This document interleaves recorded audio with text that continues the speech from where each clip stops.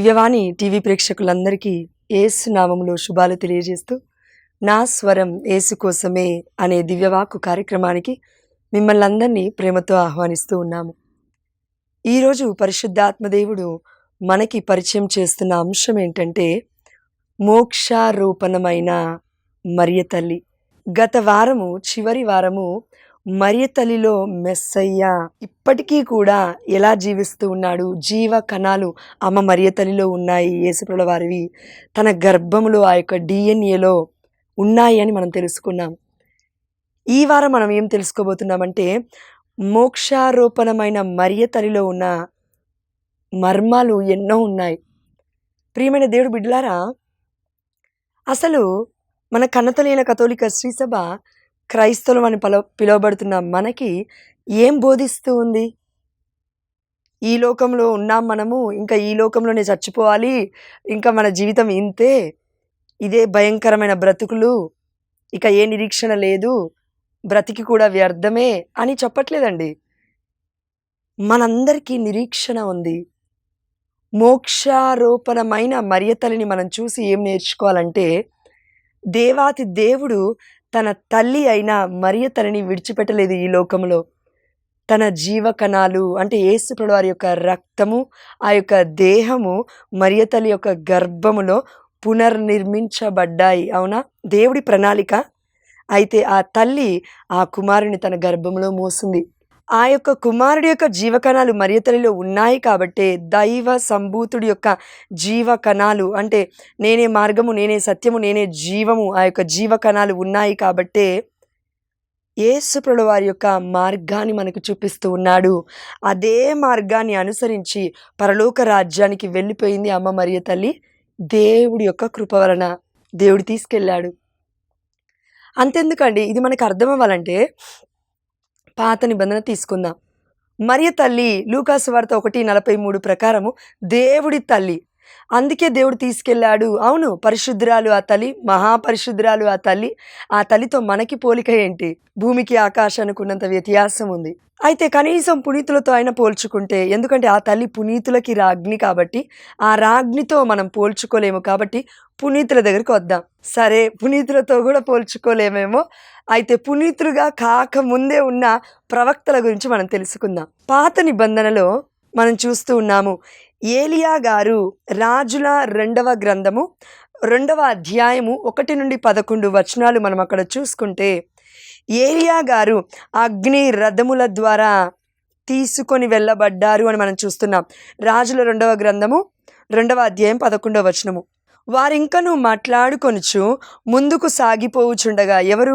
ఏలియా, ఎలీషా, నిప్పు గుర్రములు లాగు అగ్ని రథం ఒకటి అకస్మాత్తుగా వారి నడుమ ప్రవేశించెను.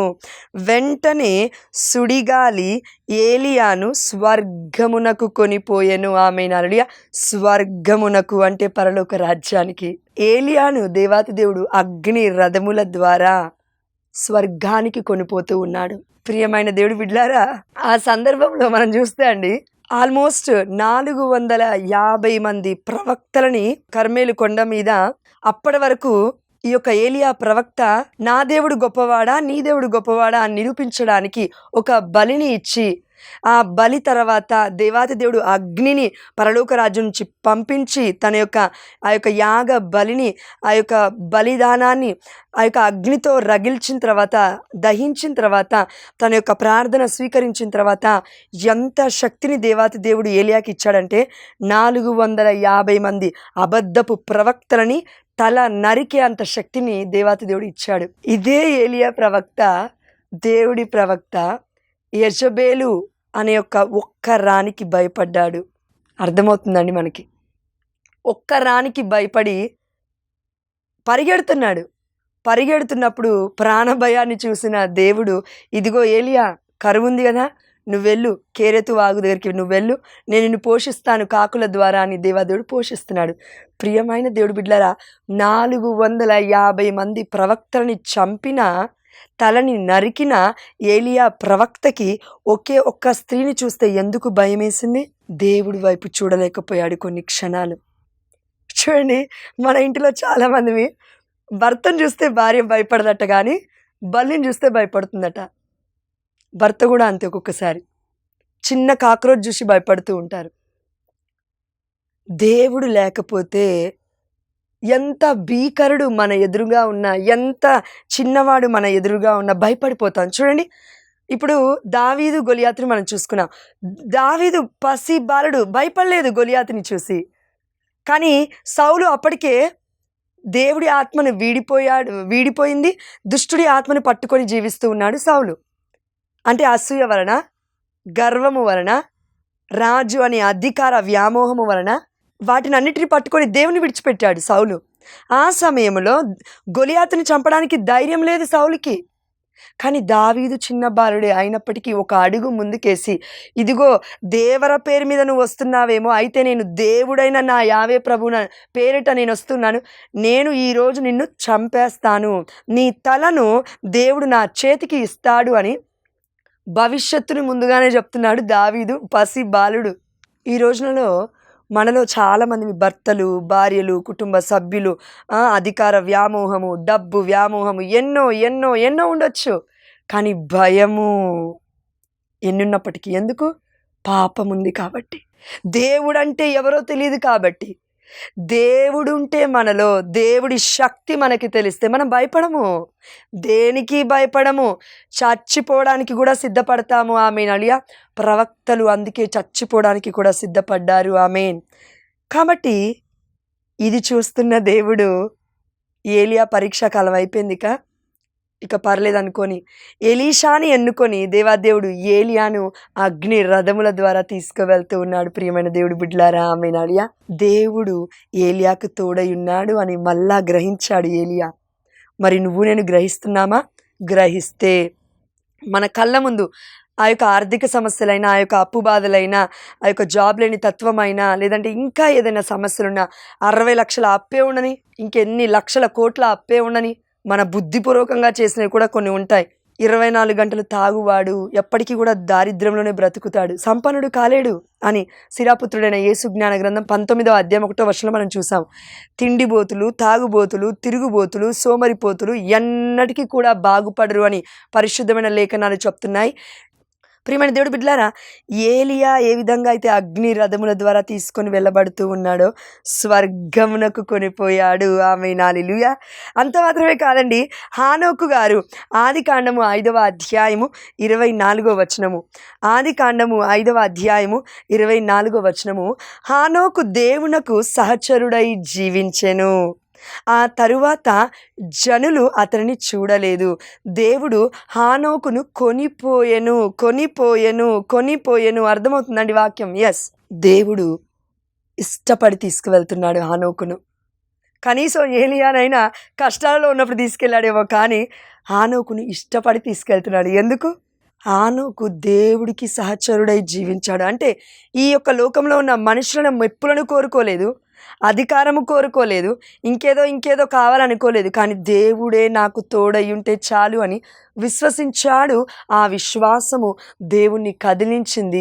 దేవుడే ముగ్ధుడైపోయాడు, దేవుడితో సహచరుడై జీవిస్తున్నాడు. అంటే ఒక మనిషి ఇంకో మనిషితో స్నేహము కలిగి జీవిస్తే ఎలా సహచరుడై జీవిస్తారో అంత గొప్ప సత్సంబంధాన్ని దేవుడితో కలిగి ఉన్నాడు హానోకు గారు. అందుకే నా బిడ్డ ఈ లోకంలో ఉండొద్దు, ఈ లోకానికే అర్హత లేదనుకున్నాడేమో దేవుడు. కాబోలు పుణ్యపురుషుడైన హానోకు గారిని దేవాతి దేవుడు కొనిపోయాడు. ప్రియమైన దేవుడు బిడ్డలారా, అదేవిధంగా మనం ఎంతోమంది పునీతులను చూస్తున్నాం పరిశుద్ధమైన గ్రంథములో, దర్శన గ్రంథములో. దేవుడి యొక్క దివ్యమైన బలిపీఠం కింద ఉండి పునీతులు మొరపెడుతున్నారట. ఏమని? అయ్యా, మమ్మల్ని చంపేసిన ఆ యొక్క హంతకుల్ని ఎప్పుడు నువ్వు చంపేస్తున్నావు అని అడుగుతున్నారంట పునీతులు. ఎందుకు?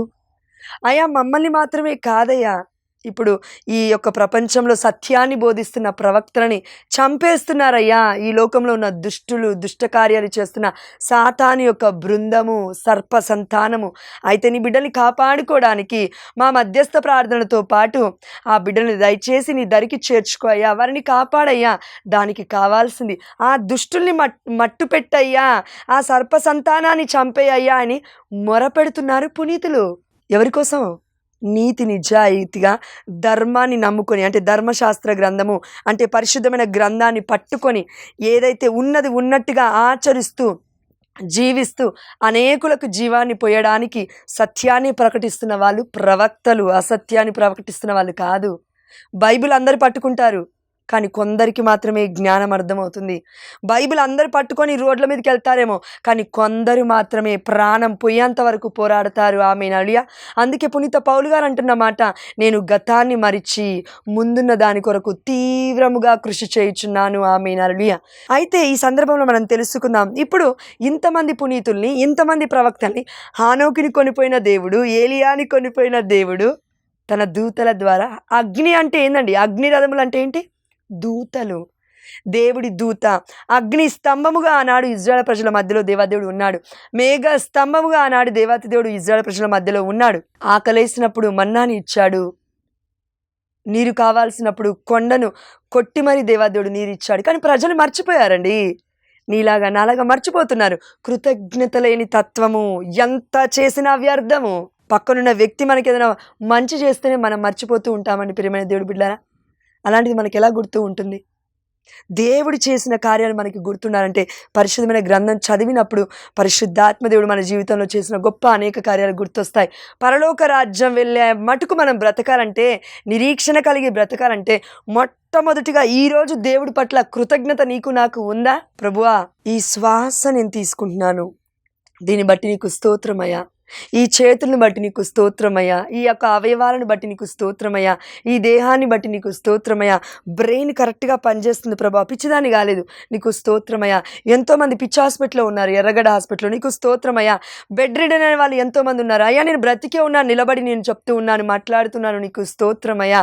అయ్యా జ్వరము పీడితే రోగులుగా ఉండి ఎంతోమంది చచ్చిపోయారు వైరల్ ఫీవర్స్ వచ్చి, కానీ నేను బ్రతికే ఉన్నాను, నీకు స్తోత్రమయ్యా అని కృతజ్ఞత పూర్వకమైన హృదయం కోసం దేవాదేవుడు చూస్తున్నాడు. కాబట్టి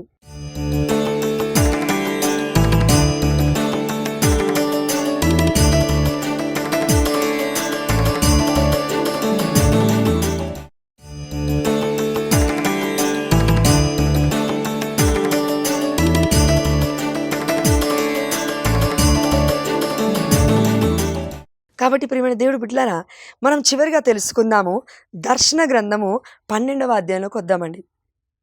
12వ అధ్యాయం 1వ వచనము, అంతటా దివి అందు ఒక గొప్ప సంకేతము. దివి అనగా పరలోక రాజ్యం, ఆకాశం అని అర్థం. ఒక స్త్రీ దర్శనము ఇచ్చెను. ఆమె నడియా. దర్శనం అంటే కనబడ్డారు అని అర్థం. ఎవరు?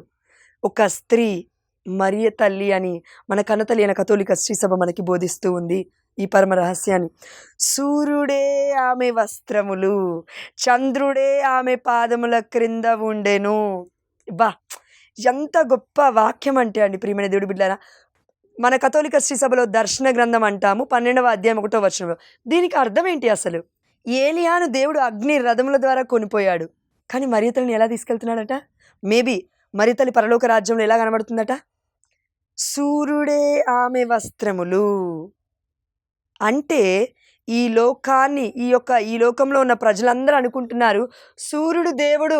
శిరాపుత్రుడైన యేసు జ్ఞాన గ్రంథం 18వ అధ్యాయం 1వ వచనం సెలవిస్తుంది, భూమి ఆకాశమును సృష్టించింది సర్వశక్తివంతుడైన దేవుడు ఎల్ షడ్డాయ్, యావే, యాహ్వే, జీసస్, రక్షకుడు అని అర్థం దానికి ఒరిజినల్ లాంగ్వేజ్లోకి, మూల భాషలోకి వెళ్తే. అంటే ప్రియమైన దేవుడు బిడ్డలారా, ఈ సూర్యుని సృష్టించింది ఎవరు అని చూస్తే ఆది కాండంలో దేవుడే సూర్యుని పెట్టాడట ఆకాశములో, ఈ లోకానికి మొత్తానికి వెలుగు కావాలని. చంద్రున్నే దేవాతి దేవుడు నిలిపాడట మధ్యలో, ఈ లోకానికి మొత్తానికి చీకటిగా ఉన్నప్పుడు నైట్ ఏలడానికి చంద్రుడు కావాలి అని. అంటే పగలు మొత్తము ఆ యొక్క చంద్రుడు మనకి కనబడు, పగలు మొత్తము సూర్యుని దగ్గర నుంచి ఆ యొక్క వెలుగుని తీసుకొని సూర్యాస్తమయం అయిపోయిన తర్వాత చంద్రుడు ఉదయిస్తూ ఉంటాడు. ఆ సూర్యుని నుంచి తీసుకున్న వెలుగుని ఇప్పుడు మనందరికీ ఇస్తూ ఉంటాడు. కొంచెమే కనబడుతుంది కదా వెలుగు, ఎస్. ఇప్పుడు చంద్రుడు దేవుడు అనలేం, సూర్యుని దగ్గర నుంచి తీసుకుంది కాబట్టి చంద్రుడు తనంతటిగా తానుగా ఆ యొక్క ఆకాశంలో నిలిపిన, దేవుడు నిలిపిన ఆ యొక్క వస్తువుకి, ఆ యొక్క ఏదైనా అనుకోండి, ఒక దూత అనుకుందాం, ఎస్, దట్ ఈస్ బెటర్. దూత. ఆ యొక్క చంద్రుడు అనే దూతకి ఇప్పుడు దేవుడు అని మనం పేరు పెట్టకూడదు, తప్పది. అదేవిధంగా సూర్యుడు వెలిగిచ్చాడు కాబట్టి సూర్యుడికి దేవుడు అని పేరు పెట్టకూడదు, తప్పది. ఎందుకంటే వెలుగు అని మనం ఎవరిని పలుకుతున్నామంటే యేసయ్యని, క్రీస్తుని.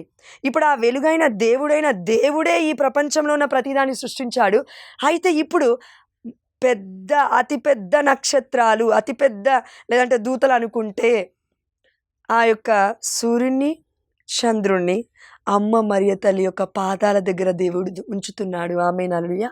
పునీత పౌలు గారు రోమిలకు రాసిన లేఖ 8వ అధ్యాయం 28వ వచనం ఇలా సెలవిస్తుంది: నన్ను ప్రేమించు వారికి, దేవుడు చెప్తున్నాడు మనకి, నన్ను ప్రేమించు వారికి, నా చిత్తానుసారముగా పిలువబడిన వారికి సమస్తము సమకూడి మంచికే జరుగుతుందని మీకు తెలియదా? ఆమేన్, హల్లెలూయా. సృష్టి మొత్తం కదులుతుంది ఎప్పుడు? దేవుడికి మనం విధేయత చూపిస్తే. ఆమేన్, హల్లెలూయా. సృష్టి మొత్తం తప్పకుండా కదులుతుంది ఎప్పుడు? మనకి విధేయత చూపిస్తుంది ఎప్పుడు? మానవుడికి విధేయత చూపిస్తుంది ఎప్పుడు?